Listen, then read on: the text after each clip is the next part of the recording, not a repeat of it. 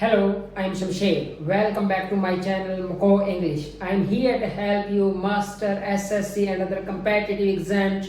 We are going to post these videos every Monday and Friday at 8 p.m.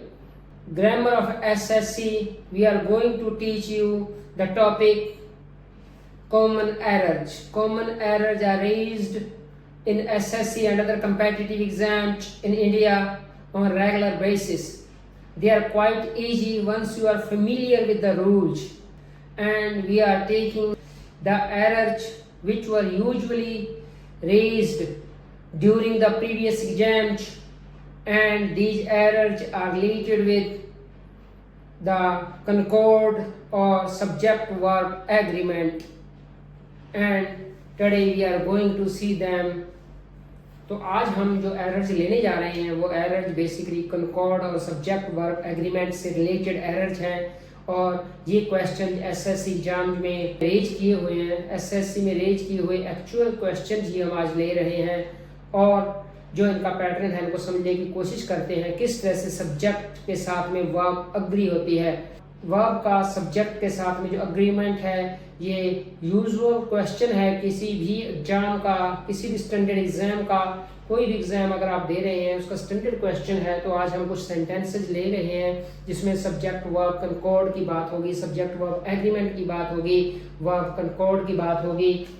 तो सबसे पहले sentence है जो मेरा, the fifth and final act of Macbeth contain the sleep walking scene. Contain the sleep walking scene, contain जो मेरी verb है ये मेरी वर्ब है, और ये मेरा पूरे का पूरा सब्जेक्ट है। The fifth and final act of Macbeth, Macbeth ये पूरे का पूरा सब्जेक्ट है। तो जब भी हम सब्जेक्ट को देखते हैं सबसे पहले हमें सब्जेक्ट का हेड देखना होता है कि सब्जेक्ट का हेड क्या है। हेड वो नाउन है जो कि डिटरमिन करती है वर्ब को। वर्ब सिंगुलर होगी या प्लूरल होगी, ये नाउन फ्रेज सब्जेक्ट है उसके हेड के द्वारा डिसाइड किया जाता है। तो इसमें जो सब्जेक्ट है वो एक्ट है।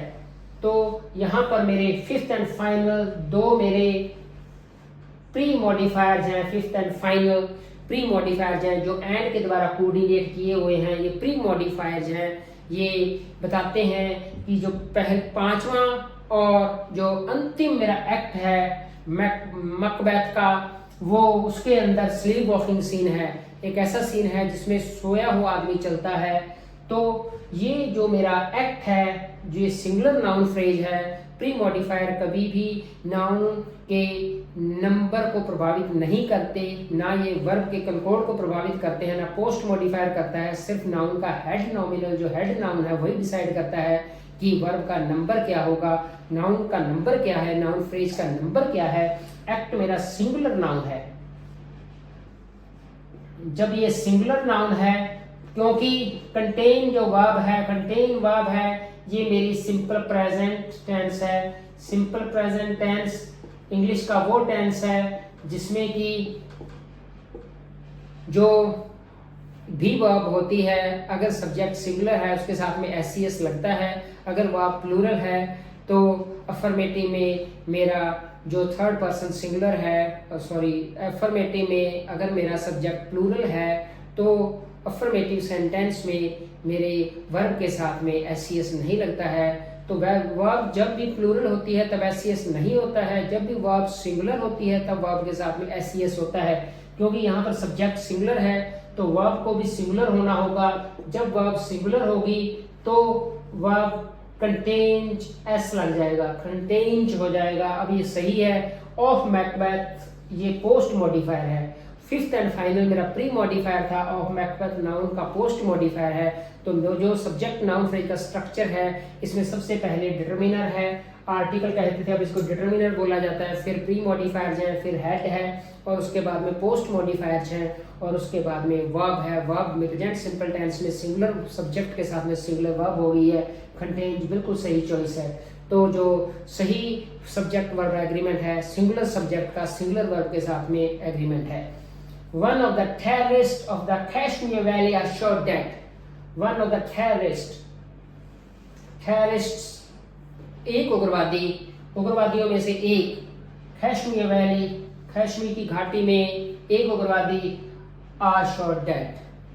तो जो भी वन ऑफ मेरी जो फ्रेज है, ये फ्रेज वन ऑफ अपने बाद में हमेशा प्लूरल नाउन फ्रेज देता है, क्योंकि वन ऑफ के बाद में आने वाला जो नाउन है वही सेट होता है, और जो सेट है वो सेट का उसमें से एक मेंबर ले रहे हैं, उस सेट में से हम एक मेंबर लेते हैं, सिंगल मेंबर लेते हैं। तो टेररिस्ट्स का जो सेट है उसमें से एक मारा गया है, वन टेररिस्ट मारा गया है। टेररिस्ट जो कश्मीर वैली के जो टेररिस्ट्स हैं उनमें से एक मारा गया है। तो the terrorist of the Kashmir valley of का जो मेरा कॉम्प्लीमेंट है उस सेट में से एक मारा गया। वन जो मेरा हेड नाउन है ये सिंगुलर है, ये हेड है। इसके बाद में प्रेपोजिशन फ्रेज कॉम्प्लीमेंट है।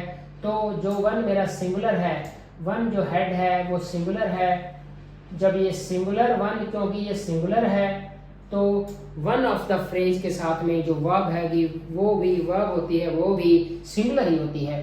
तो यहाँ पर आ जो मैंने लगाई है प्रेजेंट सिंपल टेंस की जो वर्ब यूज की है मैंने, वो मैंने पैसिव वॉइस में यूज की है। तो जो आ है, आ नहीं आ सकती क्योंकि सिंगुलर सब्जेक्ट है, तो वर्ब भी मेरी सिंगुलर होगी। तो जो थर्ड पर्सन सिंगुलर सब्जेक्ट है उसके लिए जो वर्ब होगी वो इज होगी। इज शॉट डेड, वो मारा गया, इज शॉट डेड मारा गया है। तो जो सही सेंटेंस है, one of the terrorist of the Kashmir valley is shot dead, तो ये बिल्कुल सही सेंटेंस है। वन ऑफ द फ्रेज के बाद में हमेशा सिंगुलर वर्ब फ्रेज का यूज किया जाता है। The introduction of job-oriented courses in the self-financing colleges attracts many students. The introduction of job-oriented courses in the self-financing colleges attract, यहाँ पर मेरी attract verb है। attract verb है, आकर्षित करती है। ये job oriented courses हैं, जॉब के लिए बनाए गए courses हैं। इसकी इंट्रोडक्शन है जो सेल्फ फाइनेंसिंग सिस्टम होता है, बच्चे खुद कमाकर अपनी फीस भरते हैं। Self financing system, financing colleges, वो फाइनेंसिंग कॉलेजेस होते हैं, बच्चा खुद अपनी फीस भरता है। अट्रैक्ट मैनी स्टूडेंट्स, तो ये बहुत सारे बच्चों को आकर्षित कर रही है, अट्रैक्ट कर रही है, आकर्षित कर रही है। ये इंट्रोडक्शन है जॉब ओरिएंटेड कोर्सेज का सेल्फ फाइनेंसिंग कॉलेजेस में, इस तरह के कॉलेजेस में ये अट्रैक्ट कर रहा है। ये भी अगेन प्रेजेंट सिंपल टेंस है, मेरा एक्टिव में प्रेजेंट सिंपल टेंस यूज हुआ है। तो जो मेरा ये प्रेजेंट सिंपल टेंस है, यहाँ पर भी जो नाउन फ्रेज है ये काफ़ी लेंथी है, द से शुरू होकर कॉलेजेस तक है, क्योंकि ये नाउन फ्रेज अपने बाद में पोस्ट मॉडिफायर ले रही है। तो पहले the introduction of job oriented courses, पहले इंट्रोडक्शन अपने बाद में ऑफ फ्रेज पोस्ट मॉडिफायर ले रहा है, और फिर कोर्सेज अपने बाद में दूसरा पोस्ट मॉडिफायर ले रहे हैं in self financing colleges. Self financing colleges ये कोर्सेज का पोस्ट मॉडिफायर है। तो एक मॉडिफायर के बाद दूसरा पोस्ट मॉडिफायर है, पोस्ट मॉडिफायर के बाद में दूसरा पोस्ट मॉडिफायर, जो कि इन प्रेपोजिशन के द्वारा आ रहा है। नाउन फ्रेज कभी भी अगर नाउन फ्रेज के द्वारा पोस्ट मॉडिफाई होती है तो बीच में प्रेपोजिशन जरूर आती है। नाउन अपने बाद में पोस्ट मॉडिफायर अगर नाउन लेती है तो बीच में प्रेपोजिशन आती है। यहाँ पर ऑफ और इन दो प्रेपोजिशन आई हैं, परंतु अगेन जो नंबर ऑफ द वर्ब है is decided by the head of the noun phrase, subject. तो ये पूरे का पूरा मेरा सब्जेक्ट है, परंतु इसमें ये पहला पोस्ट मॉडिफायर है, और in the self financing colleges ये दूसरा पोस्ट मॉडिफायर है। तो दो पोस्ट मॉडिफायर हो गए हैं, जो कि हेड इंट्रोडक्शन हेड है। इंट्रोडक्शन मेरा हेड है, इंट्रोडक्शन हेड है जो ये सिंगुलर है। जब इंट्रोडक्शन सिंगुलर है तो मेरी वर्ब भी सिंगुलर होगी। प्रेजेंट सिंपल टेंस में जैसा हमने ऊपर देखा कि अगर सब्जेक्ट सिंगुलर होता है तो वर्ब भी सिंगुलर होती है, और जब वर्ब सिंगुलर होती है तब वर्ब के साथ में एस या ईएस लगता है तो अट्रैक्ट्स हो जाएगा। The introduction of job oriented courses in the self financing colleges attracts many students. यहाँ पर जो भी ऑथर था उसने जो ग्रामेटिकल कंकॉर्ड को जो अवॉइड किया, जो ओवर रिटन किया, ग्रामेटिकल कंकॉर्ड को नहीं लागू किया, अप्लाई नहीं किया, वो शायद इस कारण किया कि वो कोर्सेज क्योंकि प्लूरल नाउन है, और या फिर कॉलेजेस जो प्लूरल नाउन है, तो उसने इन प्लूरल नाउन को देखकर ही शायद यहाँ पर जो प्लूरल वर्ब लगा दी थी। परंतु वास्तव में ये रूल ऑफ प्रॉक्सिमिटी लागू नहीं होता इंग्लिश लैंग्वेज में।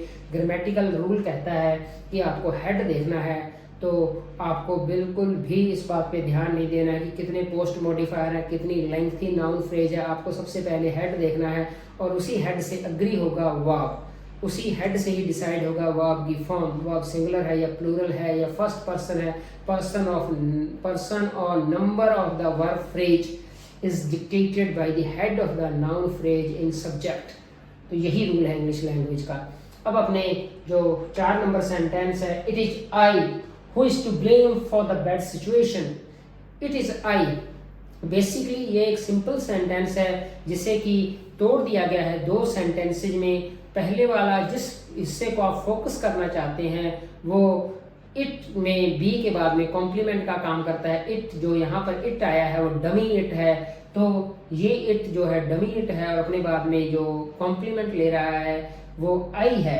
ये बी वर्ब अपने बाद में आई कॉम्प्लीमेंट ले रही है। तो ये जो बेसिकली सेंटेंस था, I am to blame for this bad situation, I am to blame, only I am to blame और I am to blame for this situation. तो ये यहाँ पर क्योंकि ये मेरा आई जो है, यहाँ पर मेरे 2 चॉइसेज हैं। फॉर्मल इंग्लिश में यदि ये बाद वाली रिलेटिव क्लॉज होती है, रिलेटिव क्लॉज में जो मेरा रिलेटिव प्रोनाउन है, रिलेटिव प्रोनाउन हु है, अगर ये मेरा सब्जेक्ट का काम कर रहा है तो ये वाला आई जो है वो इस वर्ब को जो मेरा एम वर्ब एम में तब्दील करना होगा। It is I who am to blame for the bad situation. परंतु अगर मैं इनफॉर्मल इंग्लिश की बात करूं तो यहाँ पर होता है इट इज मी। अगर मैं मी चॉइस को यूज करता हूं तो इस कंसेप्ट को इंग्लिश लैंग्वेज में थर्ड पर्सन ओवरराइड बोला जाता है। थर्ड पर्सन ओवरराइड का मतलब हो गया कि as far as the number of the verb is considered, it is taken as third person singular. तो थर्ड पर्सन सिंगुलर लिया जाता है तो यहाँ पर इज आएगा, it is me who is to blame for this bad situation. तो यहाँ पर फिर मी होगा, फिर यहाँ पर इज होगा। परंतु ये इनफॉर्मल लैंग्वेज है। फॉर्मल लैंग्वेज में अगर मेरा जिस पार्ट को फोकस किया जा रहा है वो सब्जेक्ट है, वो नॉमिनेटिव केस में आता है, और अगर वो रिलेटिव क्लॉज में सब्जेक्ट है तो वर्ब उसी के अनुसार डिसाइड होगी। अगर वो आई है तो फिर वर्ब एम आएगी, क्योंकि ये हु रिप्रेजेंट कर रहा है एम को, आई को, और आई के बाद में जो वर्ब आती है एम आती है। तो इसे सही करने के लिए जो मैं फॉर्मल इंग्लिश का जो रेगुलर रूल है वो लगाता हूँ, it is I who am to blame for the bad situation.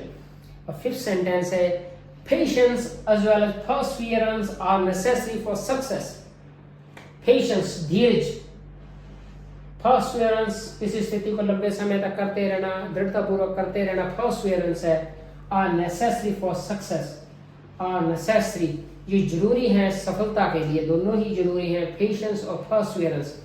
परंतु इंग्लिश लैंग्वेज का रूल कहता है कि जो एज वेल एज जो मेरी फ्रेज है, एज वेल एज है, प्रपोजिशन रादर देन है या एज वेल एज है या अलॉन्ग विद है या विद है, वो अगर नाउन के बाद में दूसरी नाउन को जोड़ती है, एक नाउन के बाद में दूसरे नाउन के उसके साथ में लिंकेज करती है, एक नाउन के बाद में आती है दूसरी नाउन को जोड़ने के लिए, तो वो नंबर को डिसाइड नहीं करती। जो मेरा वर्ब का नंबर है वो डिसाइड होता है इससे पहले आने वाली नाउन से। तो पेशेंस ही अकेला जो मेरा है नॉमिनल है, नाउन है जो मेरी, वही डिसाइड करेगी वर्ब को।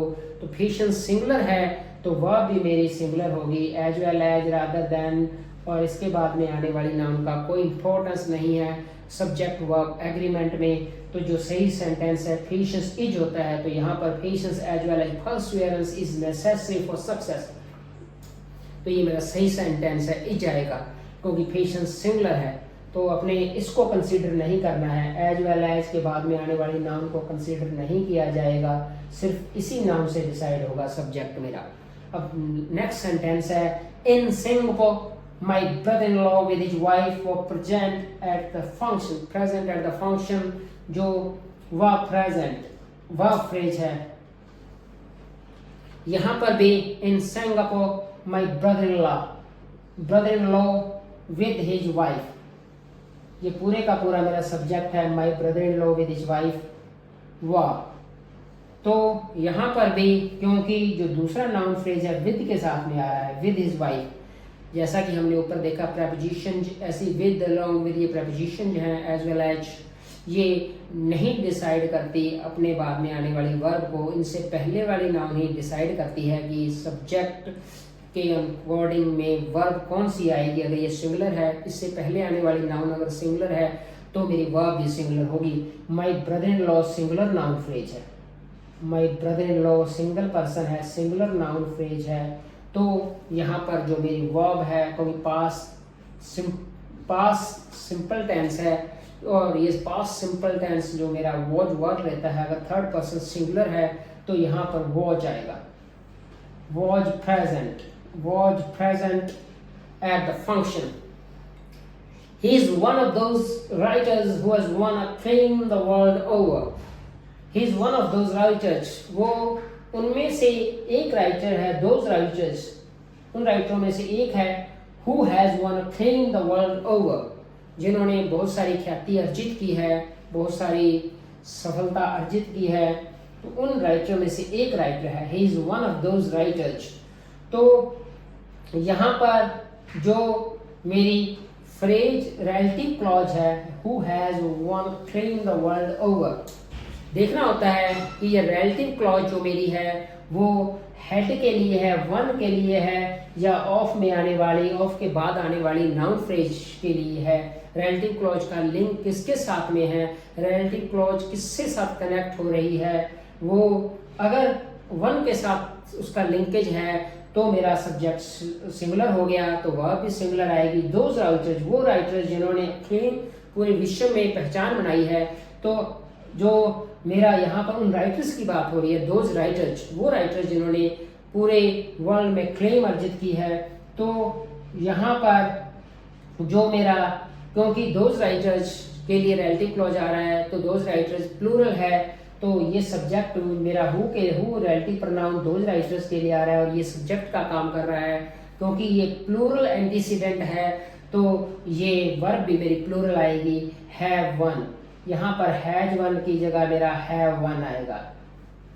परंतु दोज प्लस नाउन फ्रेज बहुत बार ऐसा देखा गया है, यद्यपि ये बाद वाली नाउन को ही रिलेटिव क्लॉज जो बाद वाली नाउन के लिए आती है, परंतु फिर भी अक्सर देखा गया है कि ऑथर जो होते हैं वो यहाँ पर सिंगुलर वर्ब का यूज कर लेते हैं, who has one acclaim the world over.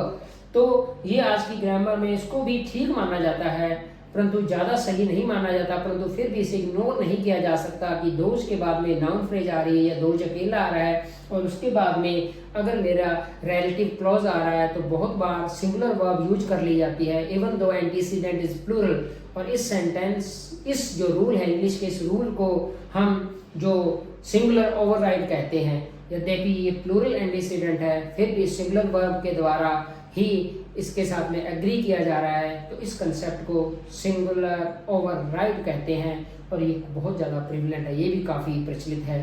तो ये भी आता है, परंतु फिर भी हम कॉम्पिटिटिव एग्जाम्स दे रहे हैं, तो अगर मेरा रिलेटिव क्लॉज का एंटीसीडेंट प्लूरल है और प्लूरल एंटीसीडेंट सब्जेक्ट का काम कर रहा है, तब हम रिलेटिव क्लॉज में जो वर्ब यूज करते हैं वो प्लूरल ही होगी। ये प्लूरल है, दोज राइटर्स प्लूरल है और ये भी मेरा फिर प्लूरल ही होगा, है भी मेरा प्लूरल वर्ब होंगे, है वन। तो अब मेरा बिल्कुल सही सेंटेंस है, प्रेजेंट परफेक्ट टेंस है, present perfect tense has have होते हैं और वर्ब की थर्ड फॉर्म लगती है और ये बिल्कुल सही सेंटेंस हो गया है। Knowledge of at least 2 languages are required to pass the examination. Knowledge of at least 2 languages का knowledge है वो जरूरी है, to pass the examination are required. Knowledge of at least 2 languages, again हमें ये noun phrase subject है, verb से पहले वाली नाउन पूरी की पूरी सब्जेक्ट है, इसमें हेड नॉलेज है, नॉलेज हेड है, यही डिसाइड करेगी कि वर्ब क्या है। जो मेरा हेड है वो अनकाउंट सिंगुलर है तो अनकाउंट नाउन है और ये कनकॉर्ड में सिंगुलर कंसीडर की जाती है। जब वर्ब कनकॉर्ड किया जाता है वर्ब के साथ में तो इसे बहुत सारे अनकाउंट नाउन जो कि सिंगुलर फॉर्म में हैं उनके साथ में सिंगुलर वर्ब आती है, तो यहाँ पर जो मेरी वर्ब है सिंगुलर आएगी, परंतु इसके बाद में जो पोस्ट मॉडिफायर है of at least 2 languages of preposition phrase अपने बाद में प्लूरल पोस्ट मॉडिफायर जो नाउन फ्रेज ले रही है वो प्लूरल है, परंतु इसका कोई मायने नहीं है। हमारी वर्ब क्योंकि हेड सिंगुलर है, हमारी वर्ब भी सिंगुलर होगी, तो जो सही चॉइस है इज रिक्वायर्ड है। तो सब्जेक्ट वर्ब कंकॉर्ड का नेक्स्ट सेंटेंस देखते हैं हम। There is only one of his novels that are interesting. There is only one of his novels, उनमें उनका उसका एक ही नॉवल ऐसा है, हिज नॉवेल्स, उसके जो लिखे गए नॉवेल्स हैं उनमें से एक ही नॉवेल्स, उन नॉवेल्स में से एक ही नॉवल ऐसा है जो कि इंटरेस्टिंग है, दैट जो कि इंटरेस्टिंग है, सिर्फ एक ही नॉवल इंटरेस्टिंग है। तो जो रिलेटिव क्लॉज मेरी जो आ रही है यहाँ पर, वो उसका जो वो आ रही है वन के लिए, उसका एंटीसीडेंट है वो वन है, one of his novels, one के लिए आ रही है, ना कि हिज नॉवेल्स के लिए। उसके एक ही नॉवल, ओनली वन, एक ही, सिर्फ एक ही, ओनली फोकसिंग मॉडिफायर है, फोकसिंग एडवर्बियल है, फोकस देता है, सिर्फ एक, only one, that interesting, that are नहीं आएगा, वन है तो इज आएगा।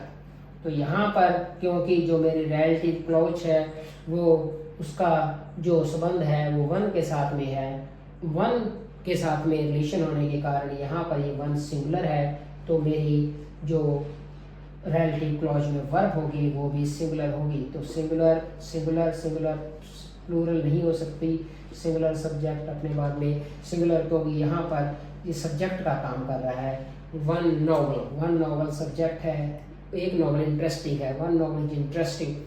9/10 of the pillar have rotted away. 9/10 of the pillar।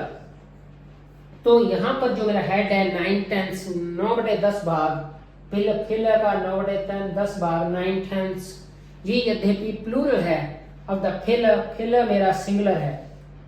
तो बहुत सारी ऐसे हेड होते हैं, पहले कहा जाता था कि यहाँ पर जो नंबर है वो डिसाइड किया जाता है फिलर के द्वारा, फिलर जो है डिसाइड कर रहा है, तो अपने आप में जो 9/10 है वो प्लूरल है, परंतु उसका नंबर मायने नहीं रखता, फिलर का जो नंबर है वही डिसाइड करता है वर्ब को, तो इसको काउंट नहीं करते। पर आज की लैंग्वेज में ये कहा जाता है कि जो इस तरह की नाउन्स हैं, जो फ्रैक्शनल नाउन्स हैं, इसमें जो नंबर है इसका नंबर न्यूट्रल होता है, इनका नंबर नहीं होता, ये बाद वाली नाउन से अपना नंबर लेते हैं।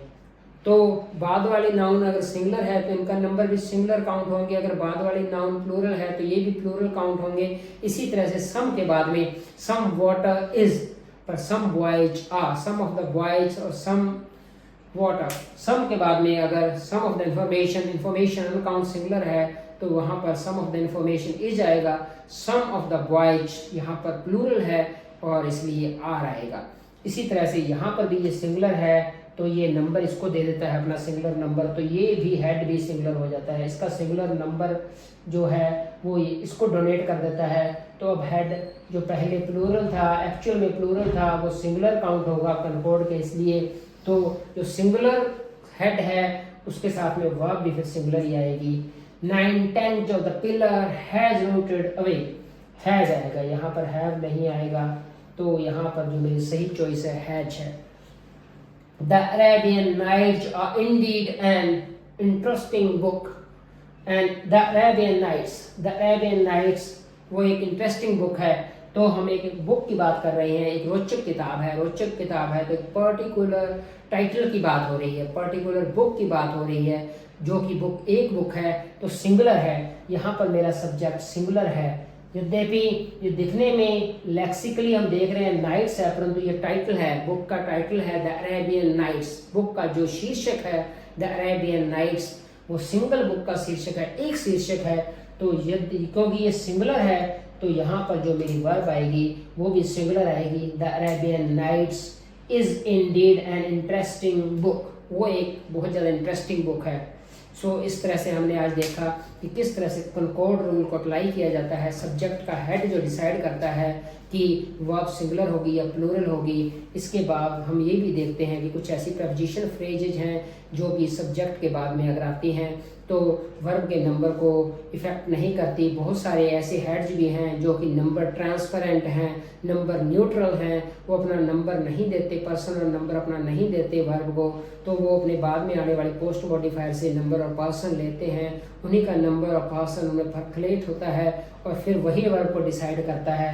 और कुछ ऐसी नाउन फ्रेज हैं जो कि टाइटल हैं, टाइटल जो है इसी पर्टिकुलर बुक का टाइटल है वो अपने आप में सिंगुलर है, वो कंकॉर्ड भी सिंगुलर होगा।